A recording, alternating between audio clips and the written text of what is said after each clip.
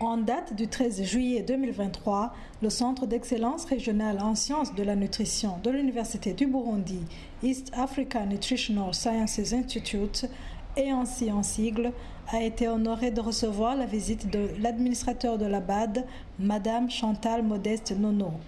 Le coordonnateur du projet d'appui à l'EANSI nous présente l'objet de cette visite au Burundi.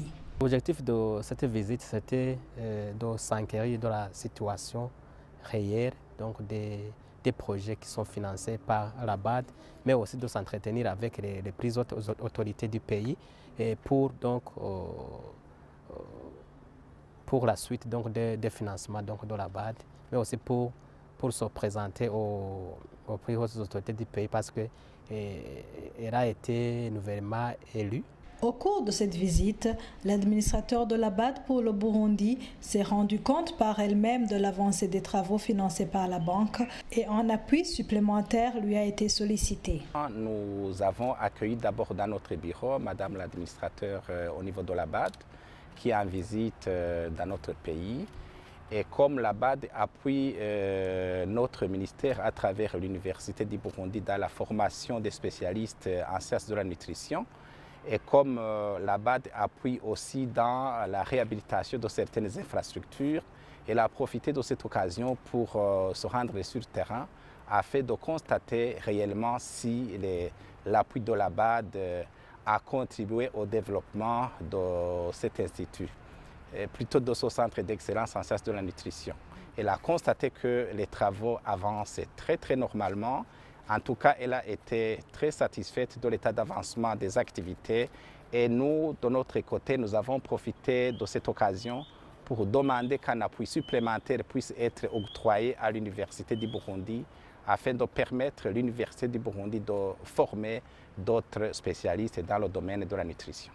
L'EANSI est un centre d'excellence nouvellement créé et qui fait face à un certain nombre de défis auxquels elle est déterminée à surmonter. C'est un centre qui a été créé comme d'autres centres dans les pays de l'East African Community et donc comme un centre qui est nouvellement donc, créé, donc il y a des difficultés quand même, donc les difficultés d'ordre organisationnel. Donc, le budget qui était prévu pour ce centre au début, ça n'a pas été atteint, mais aussi on a aussi d'autres problèmes concernant donc les enseignants parce que le centre n'a pas ses propres enseignants, mais aussi les équipements ne sont pas venus à temps, ce qui fait que donc on a ce problème donc de pouvoir donc étudier surtout les travaux pratiques. C'est difficile parce qu'on n'a pas encore eu les équipements.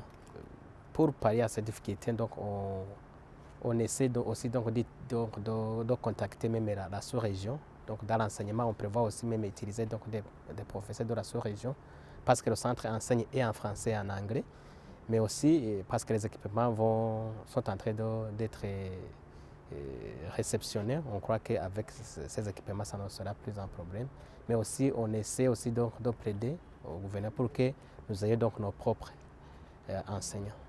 Au début, le budget était autour de 35 millions donc de dollars, mais parce qu'on n'a pas eu accès à l'enveloppe régionale, donc on a eu l'enveloppe locale qui était une enveloppe de 6 millions d'unités de compte qui avoisine 8 millions 500 dollars.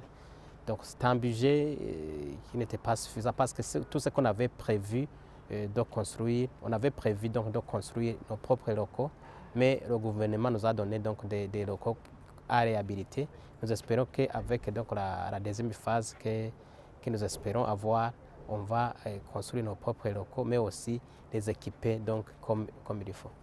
Le coordonnateur de l'EANSI, en compagnie de l'équipe de gestion du projet, a fait une visite guidée à cet invité de marque.